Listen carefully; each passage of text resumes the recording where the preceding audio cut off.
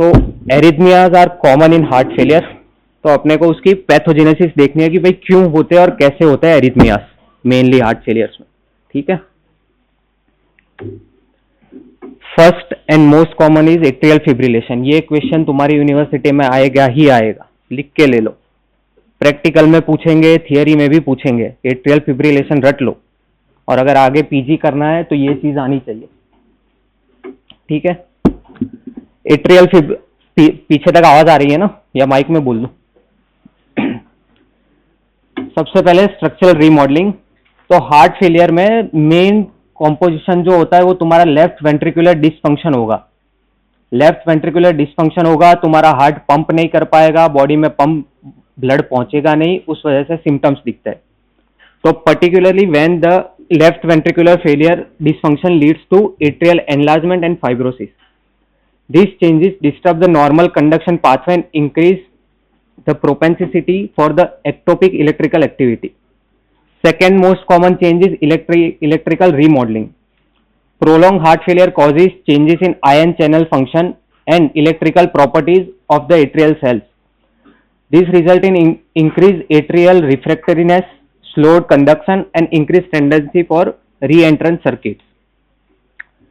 Third is neurohormonal. Increase sympathetic nervous system activity and the elevated levels of circulating catecholamines contribute to the electrical instability of atria.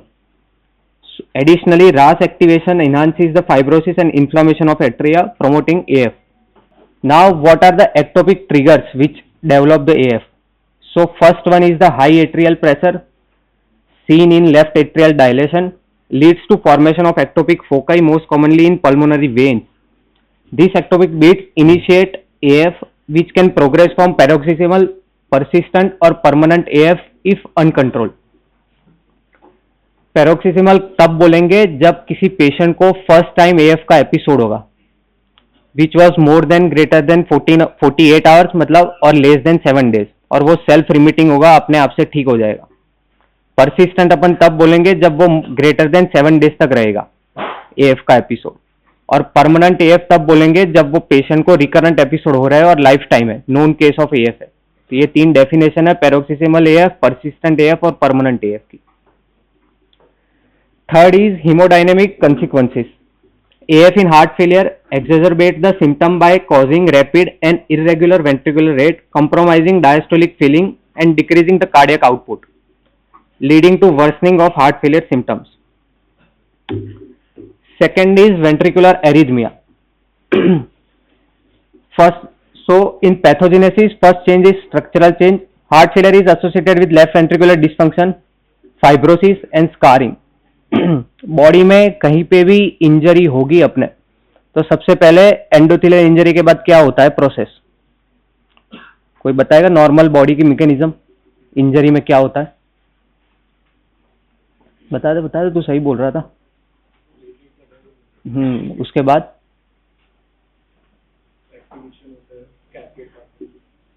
और उसके बाद scar बनता है। Normal pathway है ये, skin में कहीं इंजरी होती है, प्लेटलेट एग्रीगेट होंगे, उसके बाद स्कार बनेगा। तो वही हार्ट में भी होगा तुम्हारे, फाइब्रोसिस और स्कैरिंग होगी इंजरी के बाद। Scar tissue creates areas of slow conduction which promote reentry circuits, a key mechanism for ventricular arrhythmia like ventricular tachycardia and ventricular fibrillation. Ventricular fibrillation का मोर्टालिटी रेट 100% है। अगर तुम्हारे patient को VF है और तुम्हें पता नहीं लगा तो पेशेंट नहीं बचेगा। 30 मिनट में पेशेंट डेड, 30 मिनट भी बहुत है उसके लिए। Second is electrical remodelling. Impaired ion channel functions such as changes in the sodium, potassium and calcium channel causes delayed after depolarization and early after depolarization. This electrical abnormality increase the likelihood of spontaneous depolarization and arrhythmogenesis. Third one is autonomic imbalance.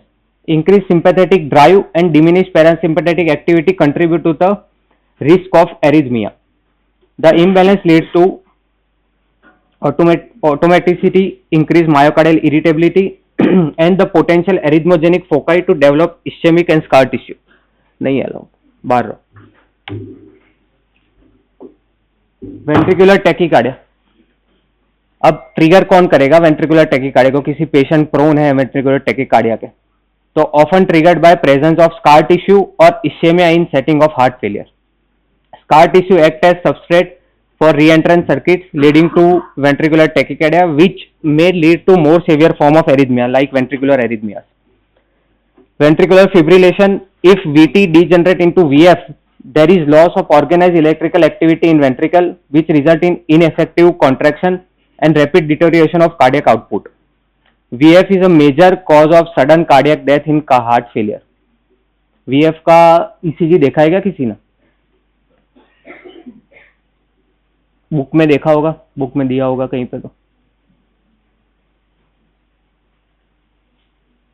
VF में कोई ECG pattern ही नहीं होगा तुम्हारे, सिर्फ wave बनेगी, कोई PQRS complex बनेगा ही नहीं। और टैकीकार्डिया होगा, वेव बनती जाएगी बनती जाएगी बनती जाएगी, कोई तुम्हें इलेक्ट्रिकल एक्टिविटी नहीं मिलेगी। ठीक है। Third one is the bradyarrhythmias. नाम ही है ब्रैडी एरिथमिया, तो कंडक्शन में डिले होगा, कंडक्शन सिस्टम डिजीज है ये। The intrinsic conduction system of heart including SA node, AV node and bundle branches often impaired in the heart failure due to ischemic changes, fibrosis and autonomic dysfunction. Excessive vagal tone from the increased parasympathetic activity, especially in heart failure, can lead to sinus bradycardia and or AV block. This worsen by use of medication like beta blocker, which further decrease the heart failure or heart rate. Sinus bradycardia. In patient with heart failure, especially those with heart failure with preserved ejection fraction, there is often slow heart rate due to increased parasympathetic tone, which can further compromise cardiac output. Parasympathetic system का normal function क्या है on cardiovascular? Normally क्या करता है CVS में? Parasympathetic activity क्या होती है? बता दो यार, ये तो बेसिक है, फिजियोलॉजी का क्वेश्चन है ये तो। किसी को तो आता होगा, इतना बड़ा बैच है आपका।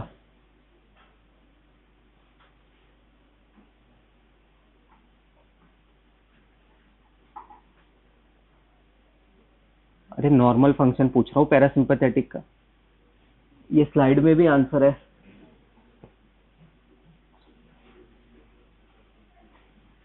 सिंपैथेटिक हार्ट रेट को बढ़ाएगा तुम्हारे, पैरासिम्पैथेटिक उसका ऑपोजिट करेगा, कम करेगा। तो हार्ट फेलियर में क्या होगा, तुम्हारा पैरासिम्पैथेटिक एक्टिविटी बढ़ेगा तो क्या होगा, हार्ट रेट स्लो होगा।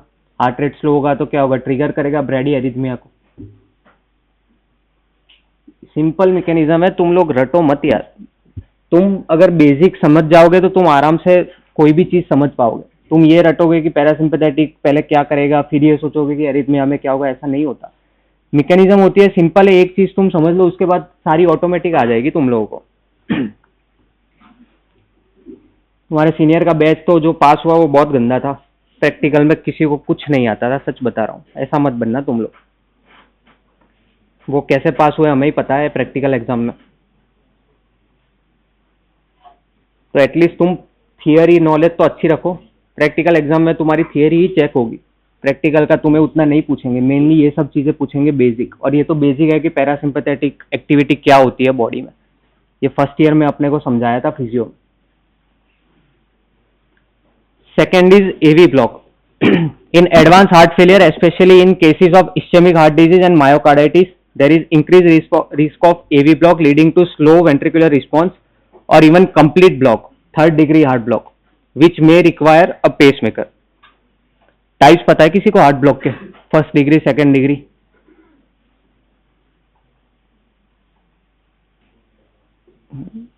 किसी को भी नहीं पता? बता लो।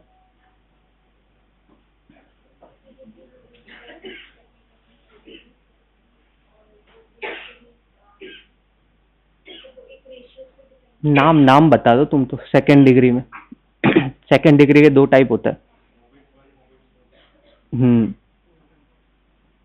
यार आता है बोल दो, फिर क्यों इतना घबरा रहे हो? डिस्कस करोगे तो मैं भी दो चीज और तुम्हें बता पाऊंगा।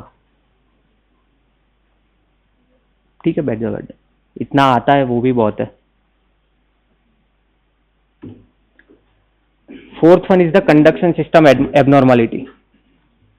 Left bundle branch block in heart failure LBVB is common, especially in patient with ischemic cardiomyopathy. LBVB can exacerbate the electrical dyssynchrony, resulting in inefficient contraction of ventricle and further worsening of the heart failure symptoms. Second is RBVB. Although less common, RBVB may also be seen, particularly in context of right-sided heart failure or pulmonary hypertension.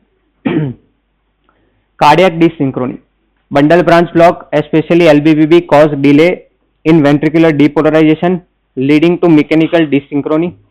This contributes to the decreased stroke volume, inefficient cardiac output, and increased heart failure symptom. Stroke volume क्या होता है?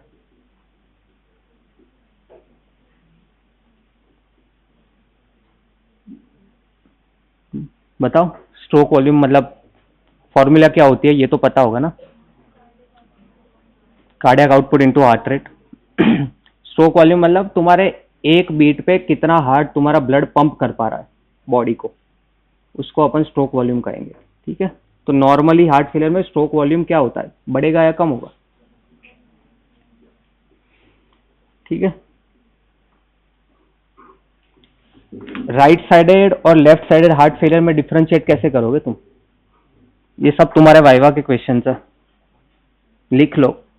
मैं कोई भी चीज वैसे नहीं पूछ रहा, ये सब तुम्हें आएगा फाइनल एग्जाम में.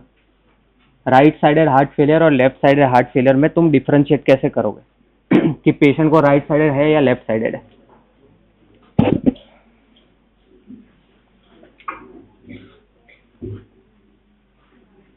चलो भाई लास्ट से स्टार्ट करो. वो ग्रीन शर्ट मस्त मोबाइल देख रहा है, बता भाई. मुझे भी दिखा दे यार, क्या देख रहा था. आजा आगे मोबाइल में, आजा आजा आगे आजा.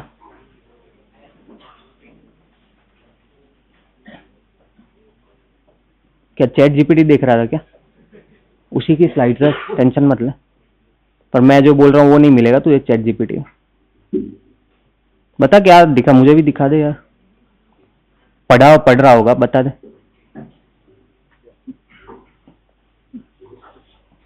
बता बता, काम का ही पढ़ रहा होगा तू.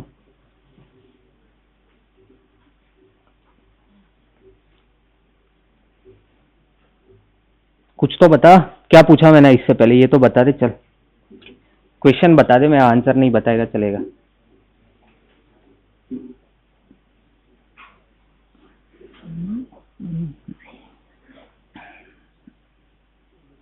क्या नाम है? पूरा नाम बताया करो. बैठ जा.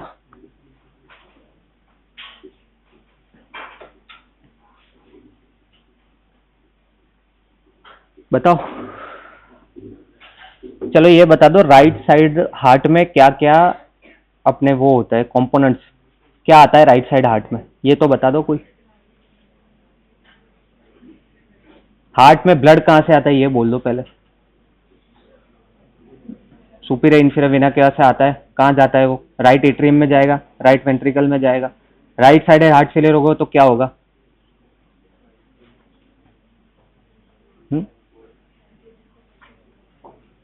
बढ़ेगा, ऑब्वियस सी बात है. फेलियर है तो उसका प्रेशर बढ़ेगा ही. फ्लूइड वापस जाएगा, फ्लूइड वापस जाएगा तो क्या होगा? फ्लूइड एक्यूमुलेशन होगा हर जगह पे तुम्हारे. असाइटिस मिल सकता है पेशेंट को, इडीमा मिल सकता है. ये सारे राइट साइड हार्ट फेलियर के साइंस है. तो अगर तुम्हारे पेशेंट में इडीमा है, असाइटिस है, क्रैप्स आ रहे हैं ऑस्कल्टेशन पे, तो क्या होगा? राइट साइड हार्ट फेलियर है वो. ये बेसिक पॉइंट है. तीन चीजें तुम्हें मैकेनिज्म पता है, तुम्हें पता है, बस खत्म बात. जहां पे भी फ्लूइड मिलेगा वो सारे राइट साइडेड हार्ट फेलियर के साइंस हो गए तुम्हारे. और लेफ्ट साइडेड हार्ट फेलियर का most common cause he right sided heart failure है. अगर कोई तुम्हें पूछे कि लेफ्ट साइडेड हार्ट फेलियर है पेशेंट का, उसका मोस्ट कॉमन कॉज क्या है, तो वो राइट साइडेड हार्ट फेलियर है कॉज, क्योंकि राइट साइड जाएगा तो उसके बाद ही लेफ्ट जाएगा. ठीक है. Fifth one is the prolong QT interval and torsades de pointes. Pathogenesis. पहले तो क्यूटी इंटरवल क्या है पता है ना सबको. नॉर्मल रेंज क्या होती है क्यूटी इंटरवल की ईसीजी में, और क्यूटी क्या सिग्निफाई करता है. सबसे पहले आयन चैनल डिसफंक्शन होता है. Prolongation of QT interval is common in heart failure specially due to electrolyte disbalance, hypokalaemia, hypomagnesaemia. देखो तुम्हें शॉर्ट में याद रखना है कि क्यूटी इंटरवल प्रोलॉन्ग होता है तो सब हाइपो वाली कंडीशन बोल देना वाइवा में, अगर कुछ याद ना आए तो. सब में हाइपो में क्यूटी प्रोलॉन्ग होता है और सब हाइपर में क्यूटी शॉर्टन होता है. हाइपोकैलिमिया, हाइपोमैग्नीशियमिया, हाइपोकैल्सीमिया, ये सब में क्यूटी प्रोलॉन्ग होगा. और इसका ऑपोजिट सारे हाइपर में क्यूटी शॉर्टन होगा. हाइपर कैलीमिया हो गया, हाइपर मैग्नीशियमिया हो गया तुम्हारा. ठीक है. और कोई मेडिकेशन की वजह से भी होता है, like antiarrhythmic drugs and diuretics. Increased sympathetic tone and RAS activation also contribute to the QT prolongation. In heart failure, a prolonged QT interval increases the risk of torsades is a life-threatening form of polymorphic ventricular tachycardia, जो अपन ने पहले ही देखा VT, ventricular arrhythmia में, जो काफी फेटल होता है. This arrhythmia can degenerate into VF if not treated properly. तुम्हारे लिए AF को याद रखना इंपॉर्टेंट है, इसलिए मैंने AF डिटेल में लिखा है. तो AF अब पढ़ लो. AF का अपन ने पहले डिस्कस करा, अब उसका ट्रीटमेंट पार्ट और क्लिनिकल इंप्लीमेंटेशन कैसे करते हैं अपन पेशेंट में वो देख लो. First is increase risk of stroke. AF is a major risk factor for thromboembolism, particularly in patient with heart failure. The lack of synchronized atrial contraction lead to blood stasis, particularly in left atrial appendages where thrombus formation can occur. This increases the risk of stroke, particularly in patients with concomitant heart failure and other risk factors such as hypertension, diabetes and older age. Second is the worsen heart failure. The irregular and rapid ventricular response in AF can worsen the heart failure symptom by reducing the cardiac output, increasing the myocardial oxygen demand. This can lead to worsening of fluid retention, pulmonary congestion and edema. The loss of atrial contraction also diminishes the efficiency of ventricular filling, particularly in patients with heart failure with preserved ejection fraction. तीन term होती है heart failure की. Heart failure normal वाला, heart failure with preserve ejection fraction और with reduce ejection fraction. ठीक है. अगर तुम्हारे पेशेंट का लेस देन 40% है तो वो रिड्यूस में आएगा. नॉर्मली EF 60% होता है, वो नॉर्मल है. अगर 50% है तो वो तुम्हारा प्रिजर्व इजेक्शन फ्रैक्शन है. ठीक है. ये तीन टर्म है हार्ट फेलियर की. तीसरा तुम्हारा increase mortality and hospitalisation. AF in heart failure is associated with higher mortality rates. Patients with AF and heart failure are at a higher risk of sudden cardiac death due to arrhythmic burden and hospitalization due to worsening of heart failure or stroke. AF also increases the risk of hospitalization due to heart failure exacerbation, and the irregularity and rapid heart rate associated with AF can decompensate an already fragile cardiovascular system. Now the management part. First is the rate control. Rate control अपन mainly beta blocker से ही करते हैं. Beta blocker like cardio protective, metoprolol, carvedilol are the first line treatment for rate control in heart failure with AF. They reduce the ventricular response rate by slowing the conduction through the AV node. Beta blocker can also improve the heart failure outcome by reducing the sympathetic tone and improving the left ventricular function. Heart failure की 5 management होती है mainly, ABCDE. A से ACE inhibitor, ARB आएगा, B से beta blocker आएगा, C से calcium channel आएंगे, D से तुम्हारा डायूरेटिक आएगा, E से तुम्हारे पोटेशियम स्पेयरिंग डायूरेटिक आएगा, स्पाइरोलेक्टोन और वो वाले, हाइड्रोलेजिन आएगा. अभी न्यूअर ड्रग्स आई है, वो तो तुम्हें खैर अभी इतना पता नहीं होगा. ठीक है. नेप्रिलेजिन इनहिबिटर आया है अभी, वो सारे आती है हार्ट फेलियर मैनेजमेंट. पर तुम्हें ABCD याद रखना है. कोई भी वाइवा में क्वेश्चन पूछे कि हार्ट फेलियर की 4 मेन ड्रग, तो ये 4 तो बोलनी है. ACE inhibitor, ARB, beta blocker, calcium channel, diuretics. ठीक है. दूसरी आएगी तुम्हारी calcium channel blocker, diltiazem, verapamil, use for rate control but generally avoided in patient with heart failure with reduce ejection fraction due to their negative inotropic effect which may further depress the heart function. Third is digoxin. Digoxin can be used as supplementary agent for rate control, especially in patients with heart failure with preserved ejection fraction and or those who are not adequately controlled with beta blocker or calcium channel blocker. However, its use is limited by narrow therapeutic index and potential for its toxicity. Rate control में 3 करेंगे अपन, beta blocker, calcium channel और digoxin. Rhythm control में अपन anti arrhythmic medication use करेंगे. In some patient with symptomatic AF, Rhythm control may be attempted by using anti-arrhythmic drugs like amiodarone sotalol. Most commonly used is amiodarone. However, the efficacy and safety of antiarrhythmic drugs in heart failure are limited, particularly in patients with reduced ejection fraction due to risk of polyarrhythmia and worsening of heart failure symptoms. Cardioversion. Electrical cardioversion is used to restore the normal sinus rhythm in patients with persistent or symptomatic AF. This is more effective when initiated early, but the success rates are decreased as AF becomes chronic and atrial remodeling become more pronounced. Third is catheter ablation. In selected patients, particularly those with persistent AF, जिनको duration of AF is more than 7 days but less than 1 year. ठीक है, तो persistent AF and symptomatic heart failure, catheter ablation can be considered. This procedure targets the pulmonary veins where the most ectopic activity originates and aims to restore the normal sinus rhythm. However, the success of ablation may be lower in heart failure patients, especially those with advanced disease. Third is anticoagulation. क्योंकि AF के patient में तुम्हारे stroke और thromboembolism का stroke risk ज्यादा रहता है patient में. AF का तुम्हारे एक्टोपिक बीट आएगी, वो कहीं पे डिसलॉज होगा, वो ब्रेन में जाके अटक सकता है, वो हार्ट में अटक सकता है, MI करा सकता है, स्ट्रोक करा सकता है, पल्मोनरी एम्बोलिज्म करा सकता है, और तीनों चीजें लाइफ थ्रेटनिंग है. तो एंटीकोएगुलेशन थेरापी अपने को देनी पड़ती है ऐसे पेशेंट्स को. First is oral anticoagulant. Due to increased risk of thromboembolism in AF, anticoagulation is essential. Warfarin or direct oral anticoagulants such as apixaban, rivaroxaban or dabigatran are used for stroke prevention in AF with heart failure. अब अपन risk कैसे Stratify करेंगे, तो उसके लिए चैडवेस score होता है. CHADSVASc में C for congenital congestive heart failure, H for hypertension, A for age greater than 75 years में अपन 2 स्कोर करेंगे. ठीक है, लिख दो चैडवा स्कोर, तुम्हें पूछेंगे वाइवा में. हार्ट AF में चैडवा स्कोर अपन कैलकुलेट करते हैं रिस्क के लिए कि पेशेंट में कितना रिस्क है AF का. C for congestive heart failure, उसका 1 पॉइंट है. H फॉर हाइपरटेंशन, उसका भी 1 पॉइंट है.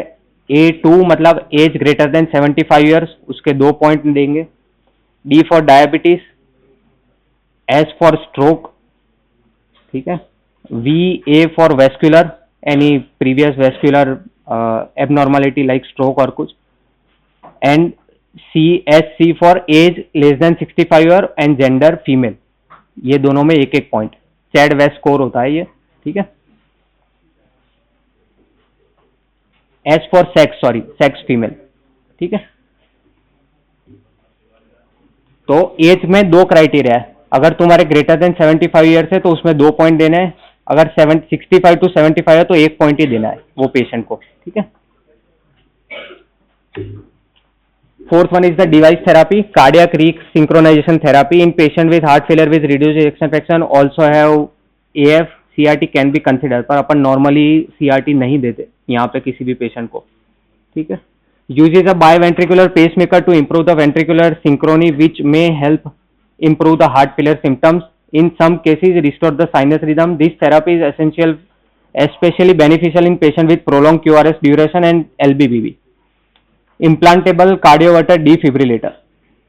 In patients with heart failure who are at higher risk of sudden cardiac death, an ICD can be inserted. ICD can improve the shock, can provide shock therapy to life-threatening ventricular arrhythmia which are common in heart failure with AF.